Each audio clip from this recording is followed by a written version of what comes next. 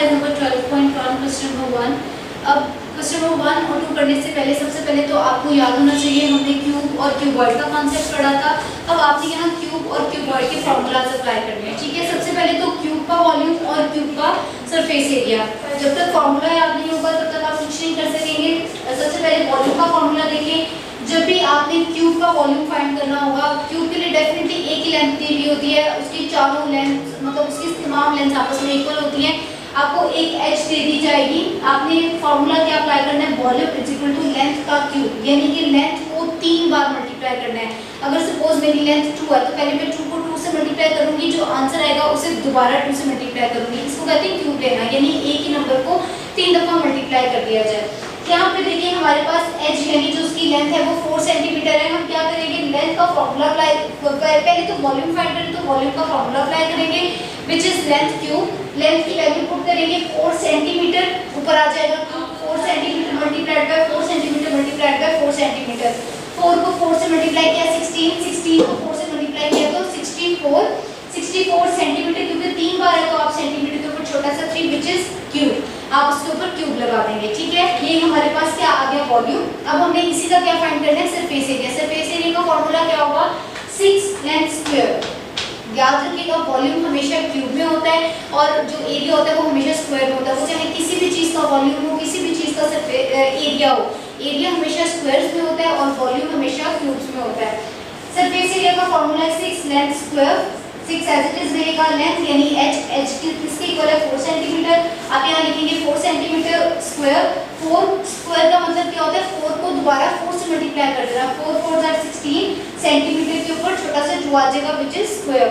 16 को 6 से मल्टीप्लाई करेंगे तो 96 सेंटीमीटर स्क्वायर हमारे पास सरफेस एरिया आ जाएगा। बिल्कुल इसी तरह से आपने चारों पार्ट्स करने हैं।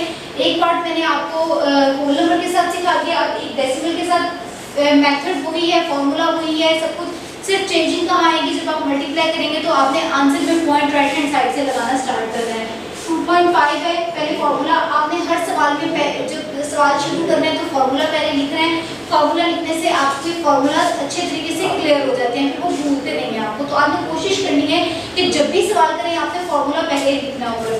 वॉल्यूम का फॉर्मूला लेंथ क्यूब, ये क्यूब का फॉर्मूला है। अगर हम क्यूबॉइड की बात करेंगे तो फिर हम फॉर्मूला चेंज कर देंगे। क्यूब में और क्यूबॉइड में फर्क होता है। क्यूब में आपको सिर्फ एक एच दी हुई होती है और क्यूबॉइड में आपको हाइट, लेंथ और जो उसकी ब्रेड्थ है वो तीनों दी हुई होती है। तो ये फर्क होता है क्यूब और क्यूबॉइड में। फॉर्मूला अप्लाई करें, 2.5 को मल्टीप्लाई करें 2.5 से, जो आंसर आएगा उसे अगेन 2.5 से मल्टीप्लाई कीजिएगा, आंसर आ जाएगा 15.625। आप इसे 15.63 भी लिख सकते हो, जैसे कि आपने अपनी एक एक्सरसाइज में राउंड ऑफ करना सीखा था उस तरीके से। दोनों तरह से आंसर जो है वो आपको करेक्ट कंसीडर किया जाएगा। सरफेस एरिया का फॉर्मूला अगेन फॉर्मूला लगाएंगे, 2.5 को 2.5 से मल्टीप्लाई करेंगे, 6.25 का स्क्वायर आ जाएगा, उसे 6 से मल्टीप्लाई करेंगे तो हमारे पास सिंपली आंसर आ जाएगा। नेक्स्ट देखिए क्वेश्चन नंबर 2। क्वेश्चन नंबर 2 को कहते हैं find the volume and surface area of the following cuboids. अब उसने क्यूबॉइड बना के आपको दिया हुआ है, आपने क्या करना है, लेंथ, हाइट और ब्रेड्थ को पहले सेपरेट लिख लेना है। ये 4 सेंटीमीटर इसकी लेंथ है, हाइट इसकी 5 सेंटीमीटर है और इसकी ब्रेड्थ जो है वो 1.5 सेंटीमीटर है। अब आपने क्या करना है, अब वॉल्यूम क्यूबॉइड का फाइंड करना है। क्यूब का वॉल्यूम था लेंथ क्यूब, क्यूबॉइड का वॉल्यूम क्या होगा, length into breadth into height. तीनों को आपस में मल्टीप्लाई करेंगे, तीनों यूनिट्स आपस में मल्टीप्लाई होकर क्यूब बना देंगे और कोफिशिएंट यानी जो वैल्यूज उसके साथ मल्टीप्लाई होंगी तो सिंपली 30 हमारे पास आंसर आ जाएगा। Same as it is surface area का। सरफेस एरिया का जो क्यूबॉइड का जो सरफेस एरिया इसका फॉर्मूला थोड़ा सा लंबा होता है लेकिन ये मुश्किल नहीं होता। आप इसको याद रखें, पेयरिंग करके पहले लेंथ और हाइट का पेयर बना लें।